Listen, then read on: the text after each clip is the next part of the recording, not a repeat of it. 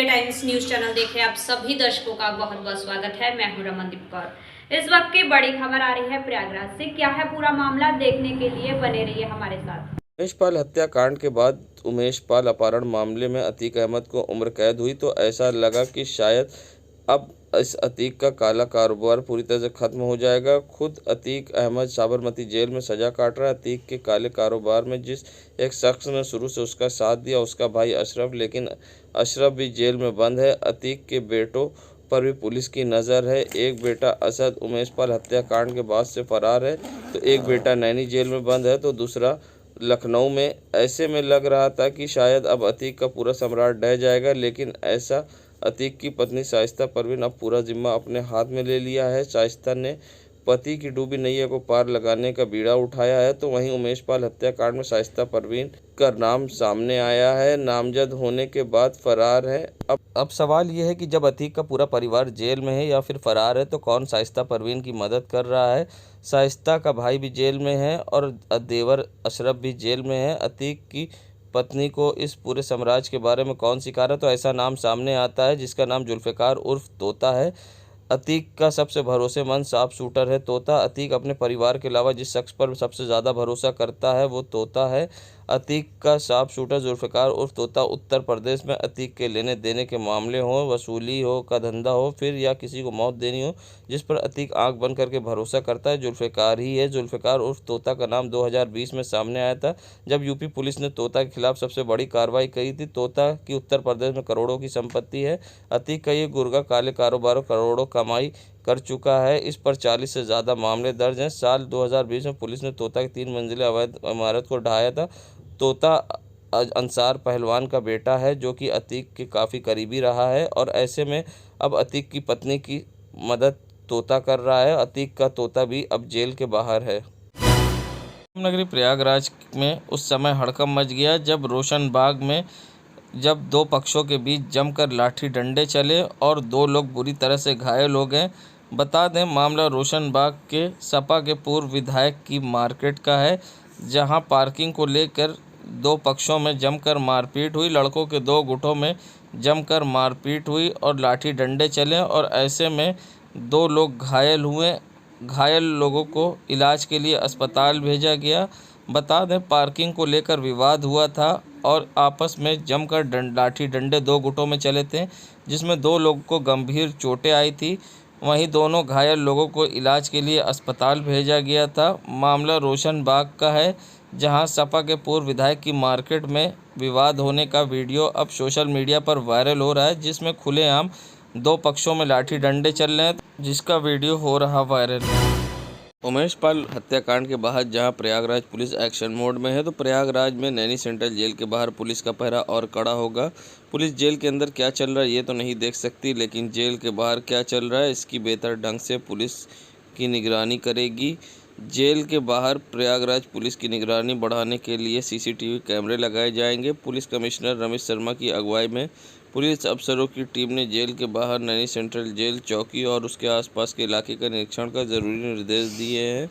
प्रयागराज के police commissioner ने जहां नैनी सेंट्रल जेल के बाहर निरीक्षण किया, इस दौरान उन्होंने जेल के बाहर की सुरक्षा व्यवस्था का जायज़ा लिया। इसके साथ ही जेल के बाहर बनी पुलिस चौकी का निरीक्षण कर वहां तैनात पुलिसकर्मियों से बातचीत की। इसके साथ ही जेल के बाहर बनी नैनी सेंट्रल जेल पुलिस चौकी और उसके आसपास के इलाके में सुरक्षा व्यवस्था और अधिक चाक चौबंद करने के निर्देश दिया है। जेल के बाहर बनी पुलिस चौकी के आसपास अत्यधिक सीसीटीवी कैमरे लगाने का भी पुलिस कमिश्नर ने निर्देश दिया है।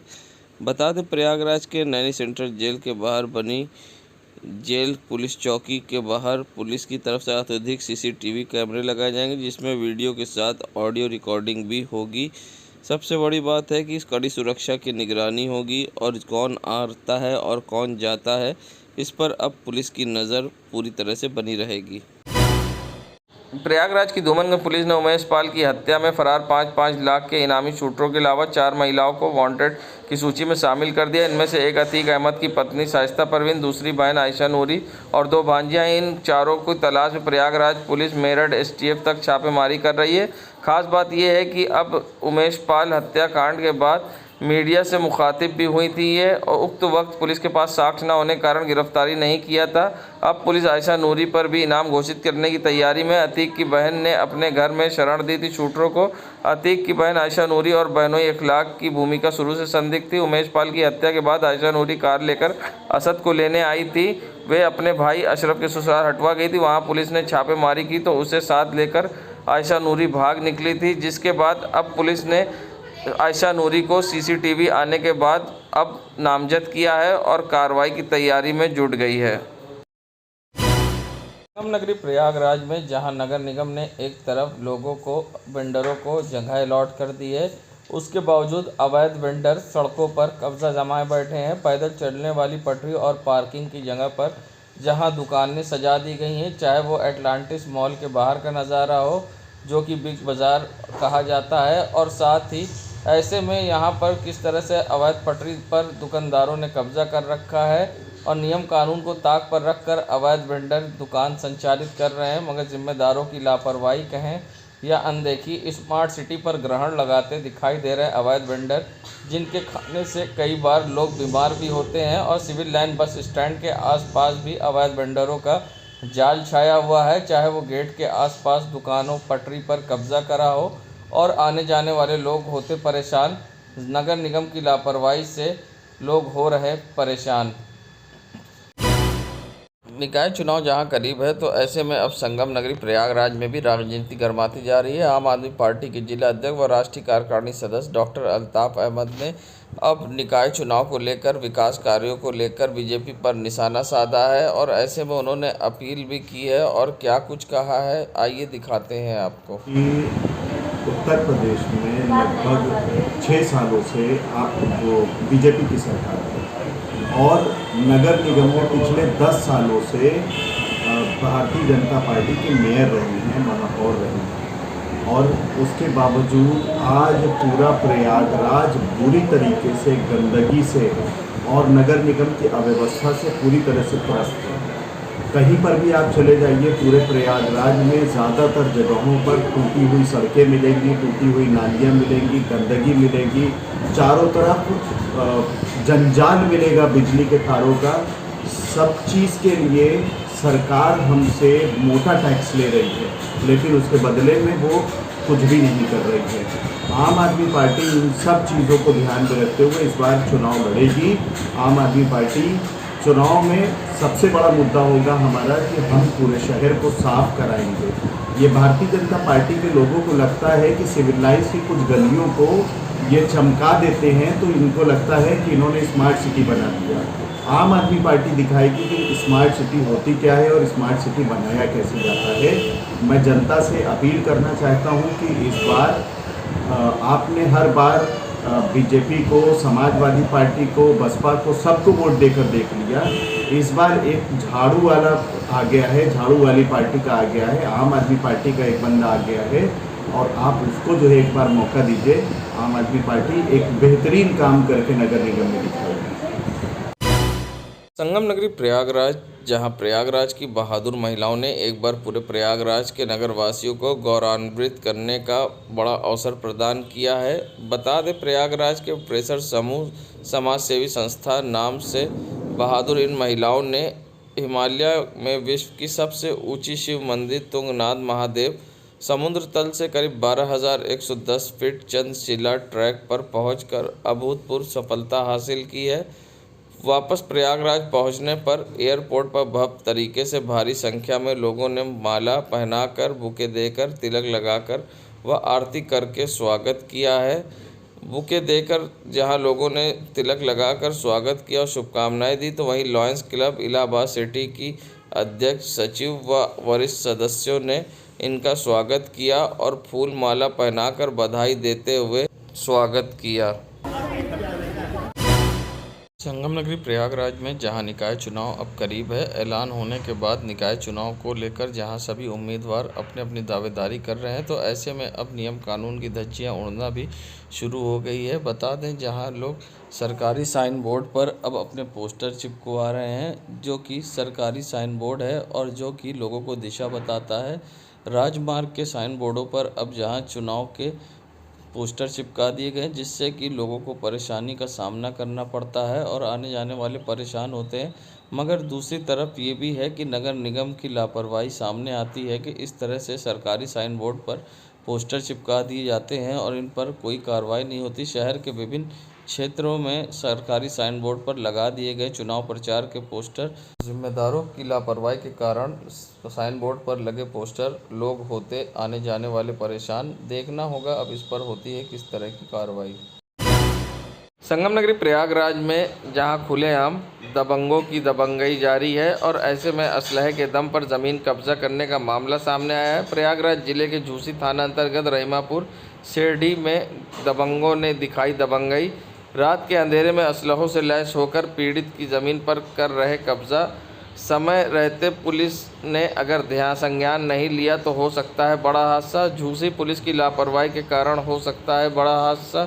बंटरी अग्रवाल नामक व्यक्ति खुलेआम कर रहा दबंगई।